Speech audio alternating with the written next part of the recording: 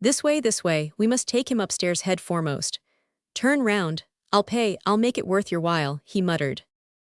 Katerina Ivanovna had just begun, as she always did at every free moment, walking to and fro in her little room from window to stove and back again, with her arms folded across her chest, talking to herself and coughing. Of late she had begun to talk more than ever to her eldest girl, Polenka, a child of 10, who, though there was much she did not understand, understood very well that her mother needed her, and so always watched her with her big clever eyes and strove her utmost to appear to understand. This time Polenka was undressing her little brother, who had been unwell all day and was going to bed. The boy was waiting for her to take off his shirt, which had to be washed at night. He was sitting straight and motionless on a chair, with a silent, serious face, with his legs stretched out straight before him, heels together and toes turned out. He was listening to what his mother was saying to his sister, sitting perfectly still with pouting lips and wide-open eyes, just as all good little boys have to sit when they are undressed to go to bed. A little girl, still younger, dressed literally in rags, stood at the screen, waiting for her turn. The door onto the stairs was open to relieve them a little from the clouds of tobacco smoke, which floated in from the other rooms and brought on long terrible fits of coughing in the poor, consumptive woman. Katerina Ivanovna seemed to have grown even thinner during that week, and the hectic flush on her face was brighter than ever. "You wouldn't believe, you can't imagine, Polenka," she said, walking about the room, "what a happy luxurious life we had in my papa's house and how this drunkard has brought me and will bring you all to ruin. Papa was a civil colonel and only a step from being a governor, so that everyone who came to see him said, 'We look upon you, Ivan Mikhailovich, as our governor.' When she coughed violently, 'Oh, cursed life,' she cried, clearing her throat and pressing her hands to her breast.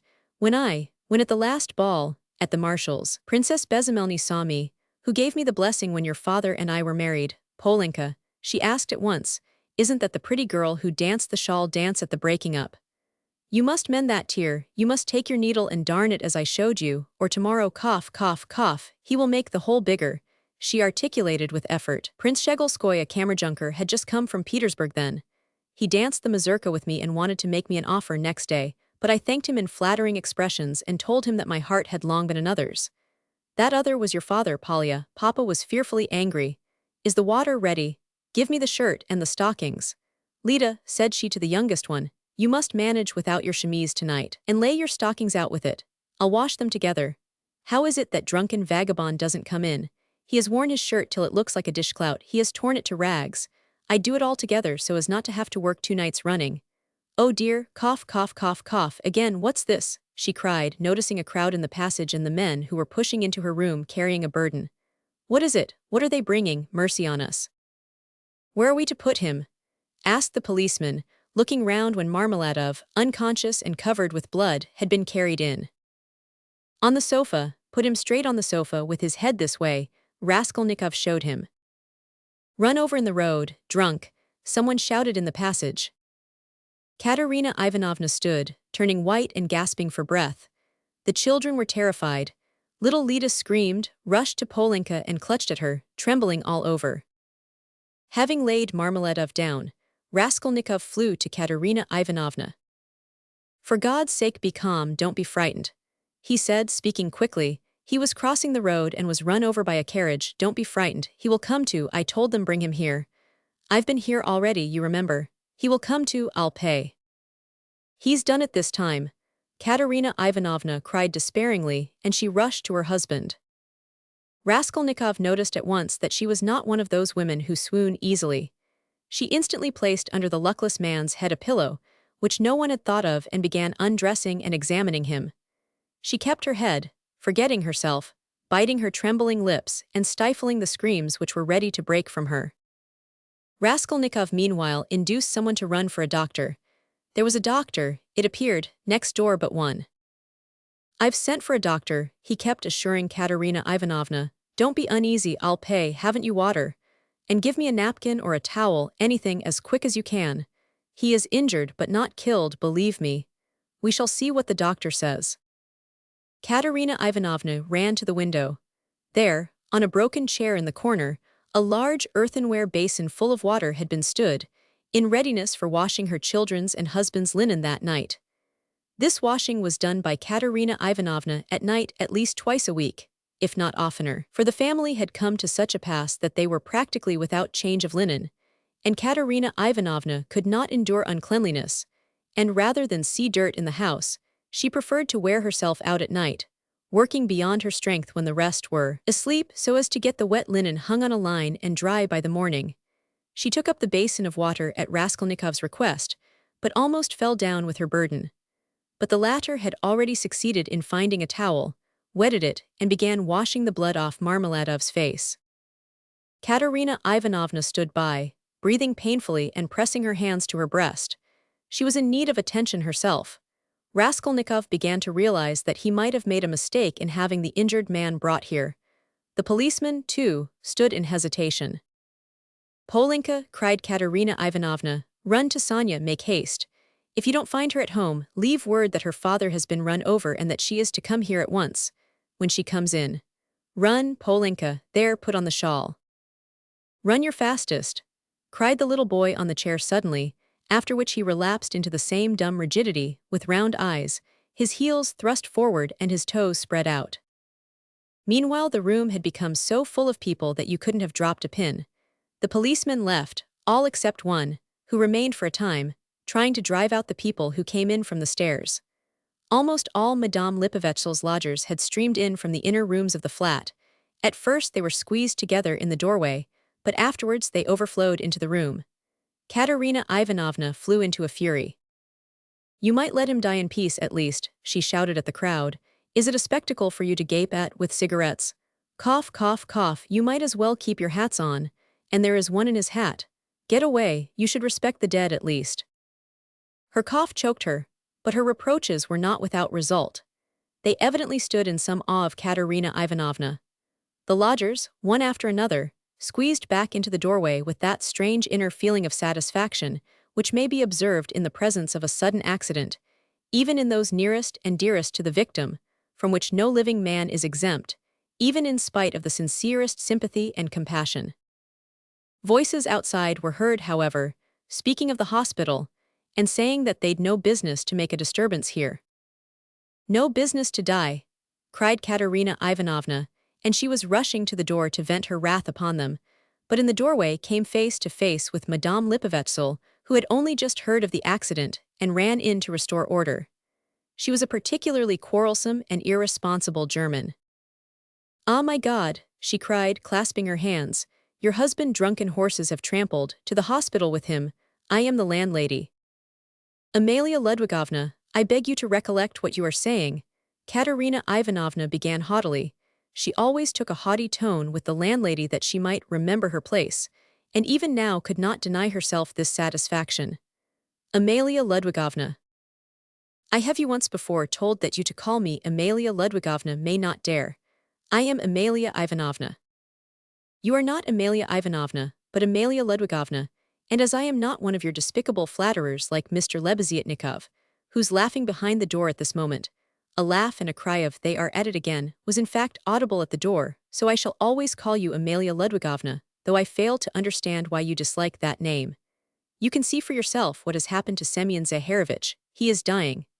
I beg you to close that door at once and to admit no one. Let him at least die in peace. Or I warn you the Governor-General himself shall be informed of your conduct tomorrow. The prince knew me as a girl. He remembers Semyon Zaharovich well and has often been a benefactor to him. Everyone knows that Semyon Zaharovich had many friends and protectors, whom he abandoned himself from an honorable pride, knowing his unhappy weakness. But now," she pointed to Raskolnikov, "a generous young man has come to our assistance, who has wealth and connections, and whom Semyon Zaharovich has known from a child. You may rest assured, Amalia Ludwigovna." All this was uttered with extreme rapidity, getting quicker and quicker, but a cough suddenly cut short Katerina Ivanovna's eloquence. At that instant the dying man recovered consciousness and uttered a groan. She ran to him. The injured man opened his eyes, and without recognition or understanding gazed at Raskolnikov, who was bending over him. He drew deep, slow, painful breaths. Blood oozed at the corners of his mouth and drops of perspiration came out on his forehead. Not recognizing Raskolnikov, he began looking round uneasily. Katerina Ivanovna looked at him with a sad but stern face, and tears trickled from her eyes. My God, his whole chest is crushed. How he is bleeding, she said in despair. We must take off his clothes. Turn a little, Semyon Zaharovich, if you can, she cried to him. Marmeladov recognized her. A priest, he articulated huskily. Katerina Ivanovna walked to the window, laid her head against the window frame, and exclaimed in despair. "Oh, cursed life!" "A priest," the dying man said again after a moment's silence. "They've gone for him," Katerina Ivanovna shouted to him. He obeyed her shout and was silent. With sad and timid eyes he looked for her. She returned and stood by his pillow. He seemed a little easier, but not for long. Soon his eyes rested on little Lida, his favorite, who was shaking in the corner, as though she were in a fit, and staring at him with her wondering childish eyes. "Aya," he signed towards her uneasily. He wanted to say something. "What now?" cried Katerina Ivanovna. "Barefoot, barefoot," he muttered, indicating with frenzied eyes the child's bare feet. "Be silent," Katerina Ivanovna cried irritably. "You know why she is barefooted." "Thank God, the doctor," exclaimed Raskolnikov, relieved. The doctor came in, a precise little old man, a German, looking about him mistrustfully. He went up to the sick man, took his pulse, carefully felt his head, and with the help of Katerina Ivanovna, he unbuttoned the blood-stained shirt and bared the injured man's chest. It was gashed, crushed, and fractured. Several ribs on the right side were broken. On the left side, just over the heart, was a large, sinister-looking yellowish-black bruise, a cruel kick from the horse's hoof. The doctor frowned. The policeman told him that he was caught in the wheel and turned round with it for 30 yards on the road. "It's wonderful that he has recovered consciousness," the doctor whispered softly to Raskolnikov. "What do you think of him?" he asked. "He will die immediately." "Is there really no hope?" "Not the faintest. He is at the last gasp. His head is badly injured, too. I could bleed him if you like, but it would be useless. He is bound to die within the next 5 or 10 minutes. Better bleed him then." "If you like, but I warn you it will be perfectly useless." At that moment other steps were heard, the crowd in the passage parted, and the priest, a little, grey old man, appeared in the doorway bearing the sacrament. A policeman had gone for him at the time of the accident. The doctor changed places with him, exchanging glances with him. Raskolnikov begged the doctor to remain a little while. He shrugged his shoulders and remained. All stepped back. The confession was soon over. The dying man probably understood little. He could only utter indistinct, broken sounds. Katerina Ivanovna took little Lida, lifted the boy from the chair, knelt down in the corner by the stove, and made the children kneel in front of her. The little girl was still trembling, but the boy, kneeling on his little bare knees, lifted his hand rhythmically, crossing himself with precision and bowed down, touching the floor with his forehead, which seemed to afford him especial satisfaction. Katerina Ivanovna bit her lips and held back her tears. She prayed, too, now and then pulling straight the boy's shirt, and managed to cover the girl's bare shoulders with a kerchief, which she took from the chest without rising from her knees or ceasing to pray. Meanwhile the door from the inner rooms was opened inquisitively again. In the passage, the crowd of spectators from all the flats on the staircase grew denser and denser, but they did not venture beyond the threshold. A single candle end lighted up the scene. At that moment Polenka forced her way through the crowd at the door. She came in panting from running so fast, took off her kerchief, looked for her mother, went up to her and said, "She's coming, I met her in the street." Her mother made her kneel beside her. Timidly and noiselessly a young girl made her way through the crowd, and strange was her appearance in that room, in the midst of want, rags, death and despair. She too was in rags. Her attire was all of the cheapest, but decked out in gutter finery of a special stamp, unmistakably betraying its shameful purpose.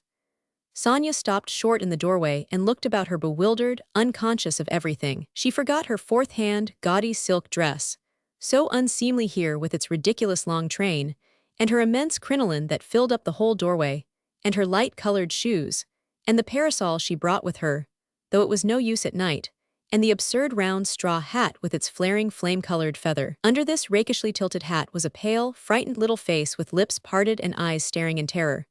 Sonya was a small, thin girl of 18 with fair hair, rather pretty, with wonderful blue eyes. She looked intently at the bed and the priest. She too was out of breath with running. At last whispers, some words in the crowd probably, reached her. She looked down and took a step forward into the room, still keeping close to the door. The service was over. Katerina Ivanovna went up to her husband again. The priest stepped back and turned to say a few words of admonition and consolation to Katerina Ivanovna on leaving. "What am I to do with these?" she interrupted sharply and irritably, pointing to the little ones. "God is merciful, look to the Most High for succor," the priest began. "Ah, he is merciful but not to us." "That's a sin, madam," observed the priest, shaking his head. "And isn't that a sin?" cried Katerina Ivanovna, pointing to the dying man. "Perhaps those who have involuntarily caused the accident will agree to compensate you, at least for the loss of his earnings." "You don't understand," cried Katerina Ivanovna angrily waving her hand. "And why should they compensate me? Why, he was drunk and threw himself under the horses. What earnings? He brought us in nothing but misery. He drank everything away, the drunkard.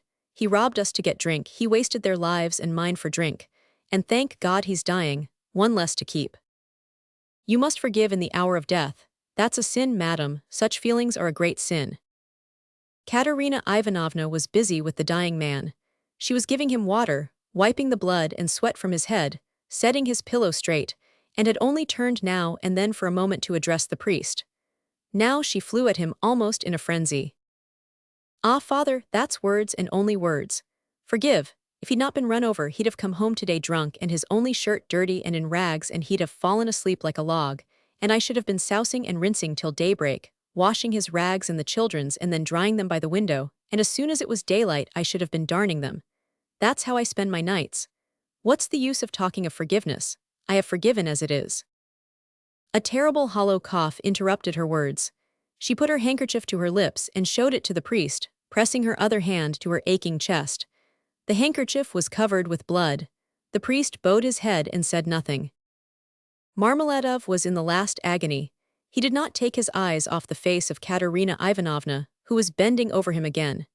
He kept trying to say something to her. He began moving his tongue with difficulty and articulating indistinctly, but Katerina Ivanovna, understanding that he wanted to ask her forgiveness, called peremptorily to him. "Be silent, no need, I know what you want to say."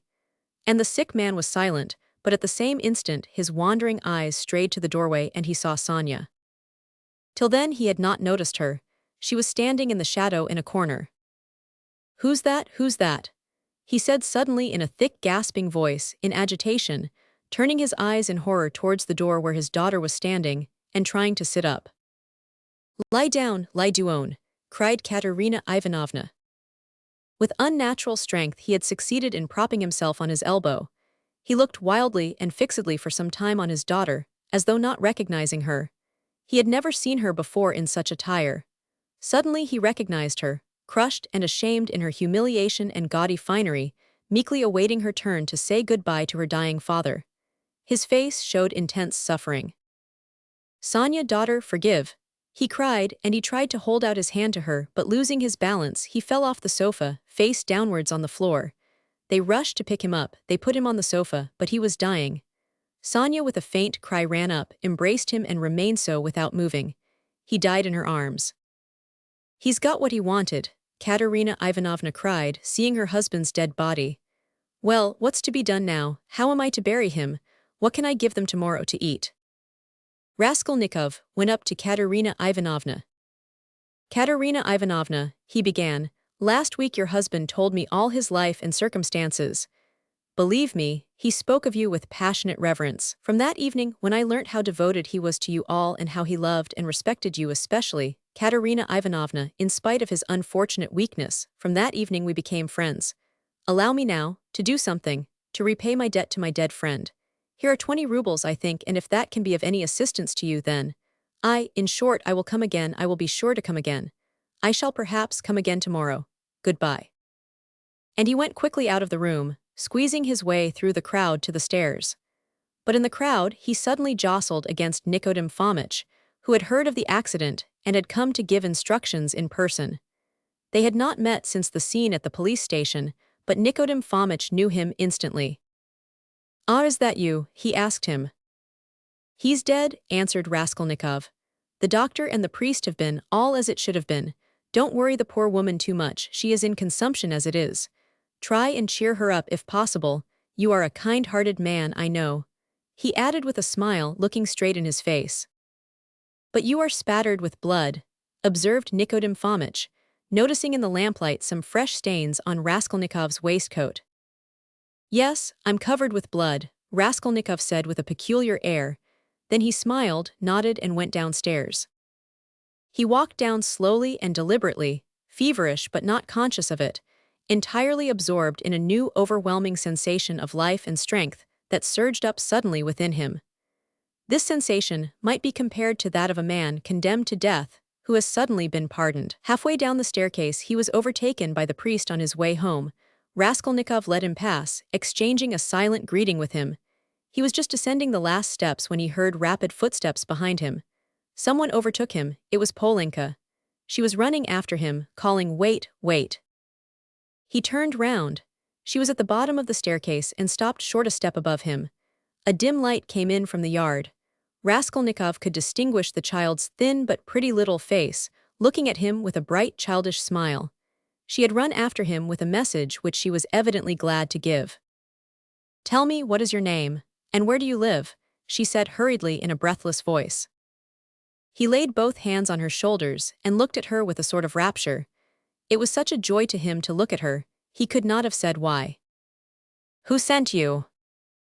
"Sister Sonya sent me," answered the girl, smiling still more brightly. "I knew it was Sister Sonya sent you." "Mama sent me too. When Sister Sonya was sending me, Mama came up too and said, 'Run fast, Polenka.'" "Do you love Sister Sonya?" "I love her more than anyone," Polenka answered with a peculiar earnestness, and her smile became graver. "And will you love me?" By way of answer, he saw the little girl's face approaching him, her full lips naively held out to kiss him. Suddenly her arms as thin as sticks held him tightly, her head rested on his shoulder, and the little girl wept softly, pressing her face against him. "I am sorry for father," she said a moment later, raising her tear-stained face and brushing away the tears with her hands. "It's nothing but misfortunes now," she added suddenly with that peculiarly sedate air which children try hard to assume when they want to speak like grown-up people. "Did your father love you?" "He loved Lida most," she went on very seriously without a smile, exactly like grown-up people. "He loved her because she is little and because she is ill too, and he always used to bring her presents. But he taught us to read and me grammar and scripture too," she added with dignity.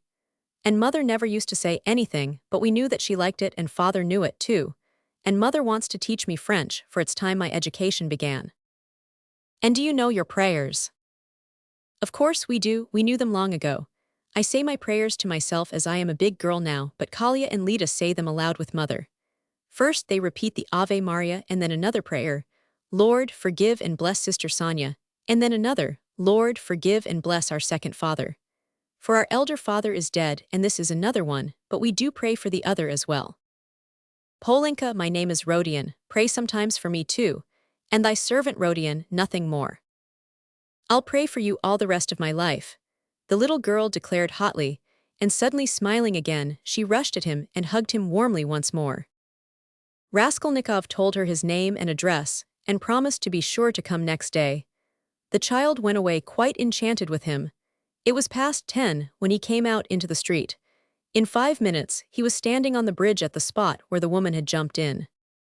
"Enough," he pronounced resolutely and triumphantly. "I've done with fancies, imaginary terrors and phantoms. Life is real, haven't I lived just now? My life has not yet died with that old woman. The kingdom of heaven to her, and now enough, madam, leave me in peace. Now for the reign of reason and light, and of will and of strength, and now we will see, we will try our strength," he added defiantly, as though challenging some power of darkness. "And I was ready to consent to live in a square of space. I am very weak at this moment, but I believe my illness is all over. I knew it would be over when I went out. By the way, Pochinkov's house is only a few steps away. I certainly must go to Razumihin even if it were not close by. Let him win his bet. Let us give him some satisfaction, too, no matter.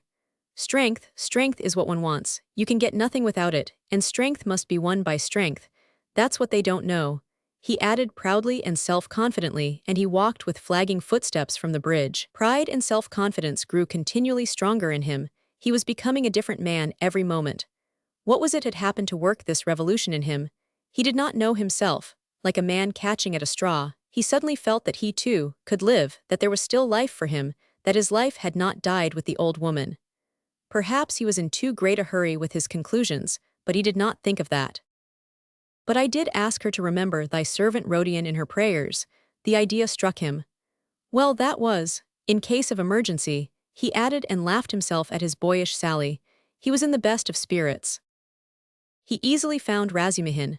The new lodger was already known at Pochinkov's, and the porter at once showed him the way. Halfway upstairs, he could hear the noise and animated conversation of a big gathering of people.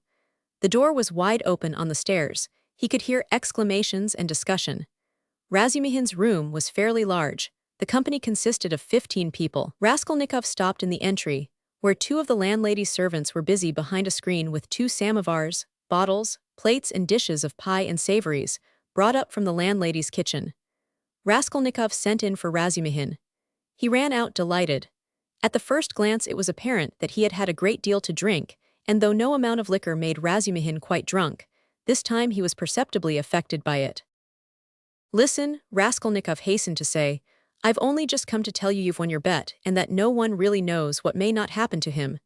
I can't come in. I am so weak that I shall fall down directly. And so good evening and goodbye. Come and see me tomorrow. Do you know what? I'll see you home. If you say you're weak yourself, you must. And your visitors, who is the curly-headed one who has just peeped out? He, goodness only knows.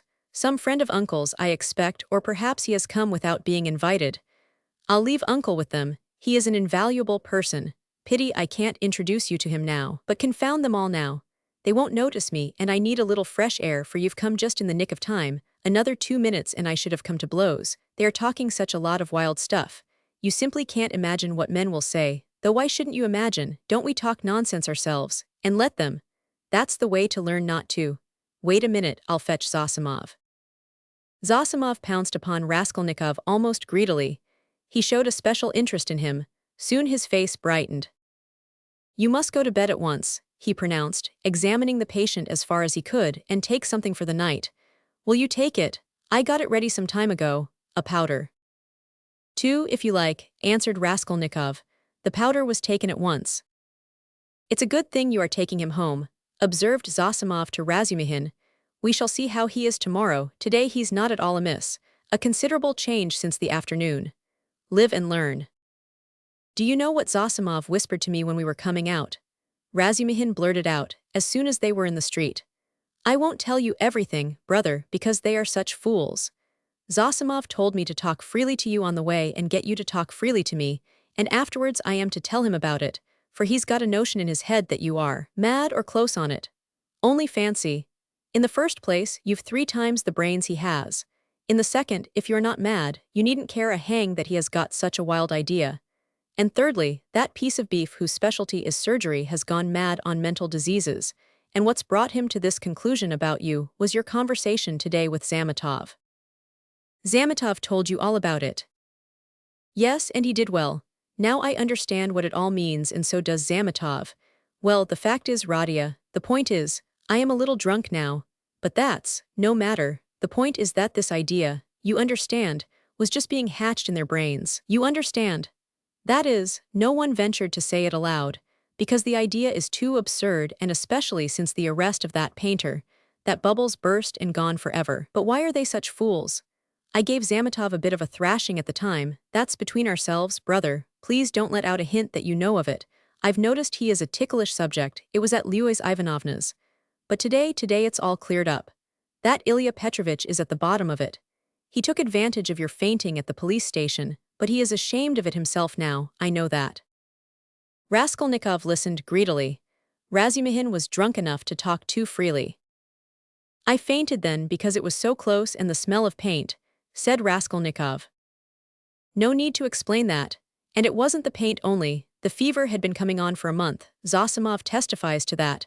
But how crushed that boy is now you wouldn't believe. I am not worth his little finger, he says. Yours, he means. He has good feelings at times, brother, but the lesson you gave him today in the Palais de Cristal, that was too good for anything. You frightened him at first, you know. He nearly went into convulsions. You almost convinced him again of the truth of all that hideous nonsense, and then you suddenly put out your tongue at him. There now, what do you make of it? It was perfect. He is crushed, annihilated now. It was masterly, by Jove, it's what they deserve. Ah, that I wasn't there. He was hoping to see you awfully. Porfiry, too, wants to make your acquaintance. Ah, he too, but why did they put me down as mad? Oh, not mad, I must have said too much, brother. What struck him, you see, was that only that subject seemed to interest you. Now it's clear why it did interest you, knowing all the circumstances, and how that irritated you and worked in with your illness. I am a little drunk, brother, only, confound him, he has some idea of his own. I tell you, he's mad on mental diseases. But don't you mind him. For half a minute both were silent. Listen, Razumihin, began Raskolnikov, I want to tell you plainly, I've just been at a deathbed, a clerk who died. I gave them all my money, and besides I've just been kissed by someone who, if I had killed anyone, would just the same. In fact, I saw someone else there, with a flame-colored feather. But I am talking nonsense, I am very weak, support me. We shall be at the stairs directly. What's the matter with you? Razumihin asked anxiously. I am a little giddy, but that's not the point, I am so sad, like a woman. Look, what's that? Look. What is it? Don't you see, a light in my room, you see, through the crack. They were already at the foot of the last flight of stairs, at the level of the landlady's door, and they could, as a fact, see from below that there was a light in Raskolnikov's garret. Queer Nastasia, perhaps, observed Razumihin. She is never in my room at this time and she must be in bed long ago, but I don't care, goodbye. What do you mean? I am coming with you, we'll come in together. I know we are going in together, but I want to shake hands here and say goodbye to you here, so give me your hand, goodbye. What's the matter with you, Radia? Nothing, come along, you shall be witness. They began mounting the stairs, and the idea struck Razumihin that perhaps Zosimov might be right after all. Ah, I've upset him with my chatter, he muttered to himself. When they reached the door, they heard voices in the room. What is it? Cried Razumihin. Raskolnikov was the first to open the door. He flung it wide and stood still in the doorway, dumbfounded. His mother and sister were sitting on his sofa and had been waiting an hour and a half for him. Why had he never expected, never thought of them, though the news that they had started, were on their way and would arrive immediately, had been repeated to him only that day. They had spent that hour and a half plying Nastasia with questions. She was standing before them and had told them everything by now. They were beside themselves with alarm when they heard of his running away today, ill and, as they understood from her story, delirious. Good heavens, what had become of him?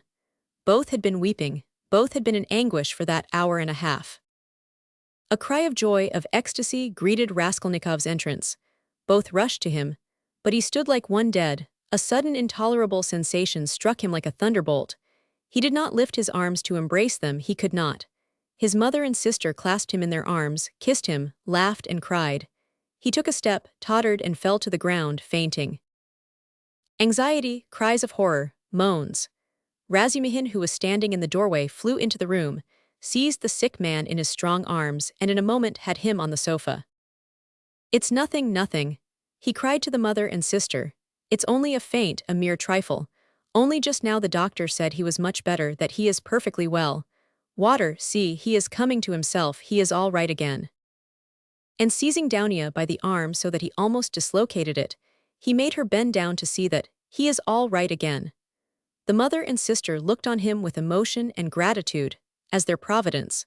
They had heard already from Nastasia all that had been done for their Radia during his illness, by this very competent young man, as Pulcheria Alexandrovna Raskolnikov called him that evening in conversation with Daunia. Part 3. Chapter 1. Raskolnikov got up and sat down on the sofa. He waved his hand weakly to Razumihin to cut short the flow of warm and incoherent consolations he was addressing to his mother and sister, took them both by the hand, and for a minute or two gazed from one to the other without speaking. His mother was alarmed by his expression. It revealed an emotion agonizingly poignant, and at the same time something immovable, almost insane. Pulcheria Alexandrovna began to cry. Avditia Romanovna was pale, her hand trembled in her brother's. "Go home, with him," he said in a broken voice, pointing to Razumihin. "Goodbye till tomorrow, tomorrow everything. Is it long since you arrived?" "This evening, Radia," answered Pulcheria Alexandrovna. "The train was awfully late. But Radia, nothing would induce me to leave you now. I will spend the night here near you." "Don't torture me," he said with a gesture of irritation.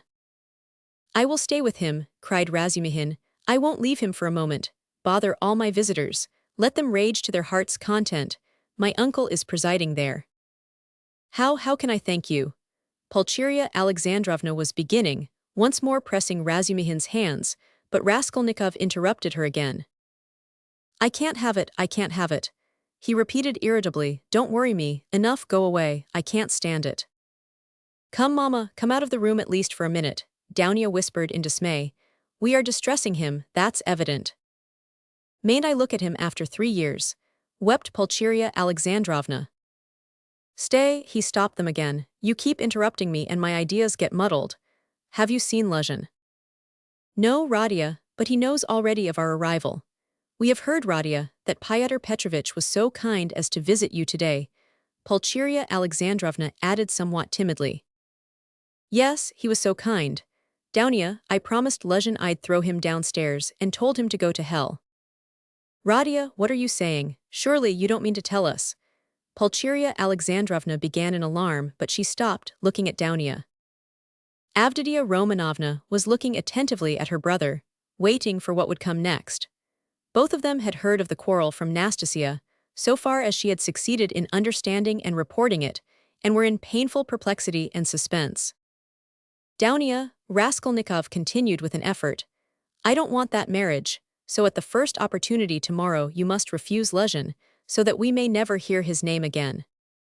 "Good heavens!" cried Pulcheria Alexandrovna. "Brother, think what you are saying." Avditia Romanovna began impetuously, but immediately checked herself. "You are not fit to talk now, perhaps, you are tired," she added gently. "You think I am delirious. You are marrying Luzhin for my sake, but I won't accept the sacrifice. And so write a letter before tomorrow to refuse him. Let me read it in the morning and that will be the end of it." "That I can't do," the girl cried, offended. "What right have you?" "Dounia, you are hasty too, be quiet tomorrow, don't you see?" the mother interposed in dismay. "Better come away." "He is raving," Razumihin cried tipsily, "or how would he dare? Tomorrow all this nonsense will be over. Today he certainly did drive him away. That was so. And Luzhin got angry too. He made speeches here, wanted to show off his learning and he went out crestfallen." "Then it's true," cried Pulcheria Alexandrovna. "Goodbye till tomorrow, brother," said Dounia compassionately. "Let us go, mother. Goodbye, Radia." "Do you hear, sister?" he repeated after them, making a last effort. "I am not delirious, this marriage is an infamy. Let me act like a scoundrel, but you mustn't. One is enough. And though I am a scoundrel, I wouldn't own such a sister. It's me or Luzhin, go now." "But you're out of your mind, despot!" roared Razumihin, but Raskolnikov did not and perhaps could not answer. He lay down on the sofa and turned to the wall, utterly exhausted. Avditia Romanovna looked with interest at Razumihin, her black eyes flashed. Razumihin positively started at her glance. Pulcheria Alexandrovna stood overwhelmed. "Nothing would induce me to go," she whispered in despair to Razumihin. "I will stay somewhere here, escort Dounia home." "You'll spoil everything," Razumihin answered in the same whisper, losing patience. "Come out onto the stairs anyway. Nastasia, show a light, I assure you," he went on in a half-whisper on the stairs, "that he was almost beating the doctor and me this afternoon. Do you understand? The doctor himself. Even he gave way and left him so as not to irritate him. I remained downstairs on guard, but he dressed at once and slipped off. And he will slip off again if you irritate him at this time of night, and will do himself some mischief." "What are you saying?" "And Avditia Romanovna can't possibly be left in those lodgings without you. Just think where you are staying. That blackguard Fyodor Petrovich couldn't find you better lodgings. But you know I've had a little to drink, and that's what makes me swear, don't mind it." "But I'll go to the landlady here," Pulcheria Alexandrovna insisted. "I'll beseech her to find some corner for Dounia and me for the night. I can't leave him like that, I cannot." This conversation took place on the landing just before the landlady's door. Nastasia lighted them from a step below.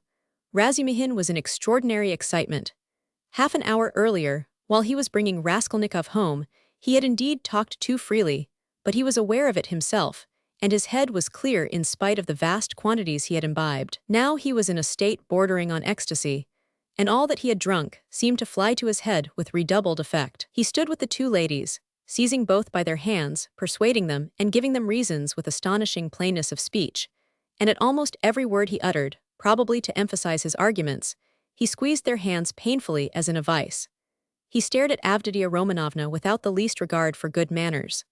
They sometimes pulled their hands out of his huge bony paws, but far from noticing what was the matter, he drew them all the closer to him. If they'd told him to jump head foremost from the staircase, he would have done it without thought or hesitation in their service. Though Pulcheria Alexandrovna felt that the young man was really too eccentric and pinched her hand too much, in her anxiety over her Radia, she looked on his presence as providential, and was unwilling to notice all his peculiarities. But though Avditia Romanovna shared her anxiety, and was not of timorous disposition, she could not see the glowing light in his eyes without wonder and almost alarm. It was only the unbounded confidence inspired by Nastasia's account of her brother's queer friend, which prevented her from trying to run away from him, and to persuade her mother to do the same. She realized, too, that even running away was perhaps impossible now. 10 minutes later, however, she was considerably reassured. It was characteristic of Razumihin that he showed his true nature at once, whatever mood he might be in, so that people quickly saw the sort of man they had to deal with. "You can't go to the landlady, that's perfect nonsense," he cried. "If you stay, though you are his mother, you'll drive him to a frenzy, and then goodness knows what will happen. Listen, I'll tell you what I'll do. Nastasia will stay with him now, and I'll conduct you both home. You can't be in the streets alone. Petersburg is an awful place in that way. But no matter. Then I'll run straight back here, and a quarter of an hour later, on my word of honor, I'll bring you news how he is, whether he is asleep and all that. Then listen. Then I'll run home in a twinkling. I've a lot of friends there, all drunk. I'll fetch Zosimov. That's the doctor who is looking after him. He is there too, but he is not drunk. He is not drunk, he is never drunk. I'll drag him to Radia, and then to you, so that you'll get 2 reports in the hour. From the doctor, you understand, from the doctor himself. That's a very different thing from my account of him. If there's anything wrong, I swear I'll bring you here myself. But if it's all right, you go to bed. And I'll spend the night here, in the passage. He won't hear me. And I'll tell Zosimov to sleep at the landlady's to be at hand. Which is better for him, you or the doctor? So come home then. But the landlady is out of the question. It's all right for me, but it's out of the question for you. She wouldn't take you, for she's a fool. She'd be jealous on my account of Avditia Romanovna, and of you too, if you want to know. Of Avditia Romanovna certainly. She is an absolutely unaccountable character. But I am a fool too. No matter, come along, do you trust me? Come, do you trust me or not? Let us go, mother, said Avditia Romanovna. He will certainly do what he has promised. He has saved Radia already, and if the doctor really will consent to spend the night here, what could be better? You see, you understand me because you are an angel. Razumihin cried in ecstasy. Let us go, Nastasia. Fly upstairs and sit with him with a light. I'll come in a quarter of an hour. Though Pulcheria Alexandrovna was not perfectly convinced, she made no further resistance. Razumihin gave an arm to each and drew them down the stairs. He still made her uneasy. As though he was competent and good-natured, was he capable of carrying out his promise? He seemed in such a condition.